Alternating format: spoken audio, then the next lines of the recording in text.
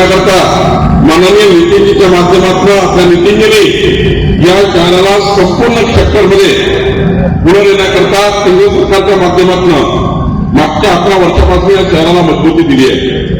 माननीय राज्याचे मुख्यमंत्री देवेंद्र फडणवीसजींनी 14 ते 19 हा 5 वर्षाचा कार्यकाळ, मधला उपमुख्यमंत्री म्हणून कार्यकाळ आणि आता माननीय मुख्यमंत्री म्हणून कार्यकाळ या शहराला देशातलं क्रमांक 1 ते शहर बनण्याचा प्रयत्न आपल्या नेत्यांनी केला, देवेंद्रजी नितीनजींनी केला आहे.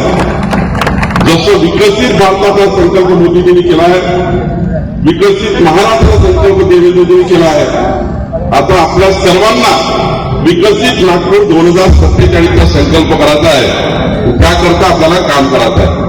खरं तर 2047 मध्ये आपल्या महानगरपालिकेच्या निवडून प्रतिनिधींनी, आपल्या महापौरांनी, उपमहापौरांनी, आम्ही सर्वांनी, आमचे सहकारी आमदारांनी विचार केला आहे, देवेंद्रजी नितीनजींनी विचार केला आहे की 2047 मध्ये नागपूरची जी जनसंख्या असेल 23 वर्षानंतर, त्या लोकसंख्येला लागणारे संसाधन 2047 मध्ये नागपूर शहराला 23 वर्षानंतर जे बाळ जन्म झाले आहेत, ज्या बाळाचा जन्म झाला, ज्याचा जन्म होणार आहे, या बाळांकरता, या लोकसंख्येकरता कसं नागपूर असलं पाहिजे याचा विचार करून माननीय नितीनजी काम करतायत.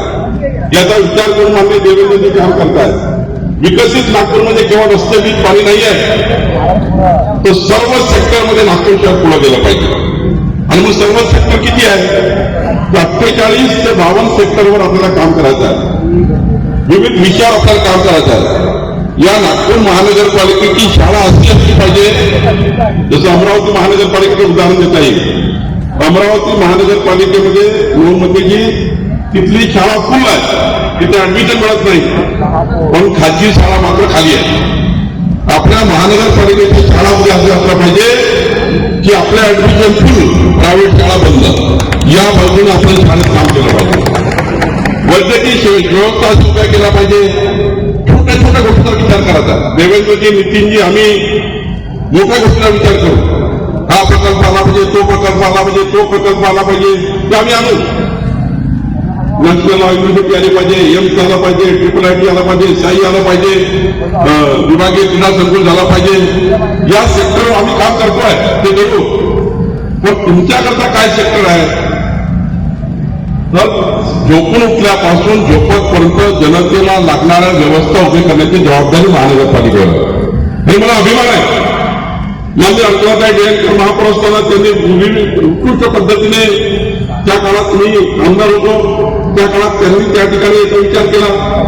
देवेंद्रजी आणि नितीनच्या नेतृत्वात आमच्या महादेव यांनी या ठिकाणी प्रचंड जबाबदारी देण्याचं काम केलं.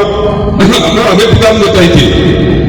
आमच्या दयाशंकर तिवारीजींनी त्यांच्या कार्यकाळात तर कोरोना होता, कोरोनाच्या काळामध्ये ज्या फॅसिलिटी